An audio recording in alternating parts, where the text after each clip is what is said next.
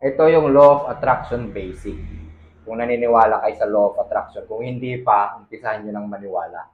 Kapag ikaw ay reklamo ng reklamo, ma-attract mo yung mga bagay, tao na ikakareklamo mo.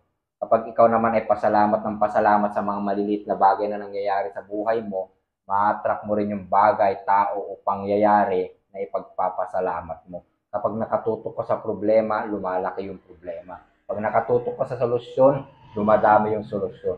Kapag nakatutok ka sa blessing, dumadami rin ang blessing na dumarating. Napakasimple ng buhay, di ba? Law yan ng universe natin o yung kalikasan natin. Alam mo man yan o hindi, apektado ka yan. Dapat sundin mo yung batas na yan. Law of attraction basic, kung saan ka nakafocus, yun lumalaki. Try mo lang, walang mawawala. Mag-focus ka sa mga magagandang bagay sa buhay mo, hindi yung mga pangit na nangyayari. Mag-focus ka kung ano yung mayroon ka, hindi yung wala ka. Ang mahirap kasi sa atin, hinahanap natin yung wala, napakarami nating ari-ariano pag-aari sa paligid natin.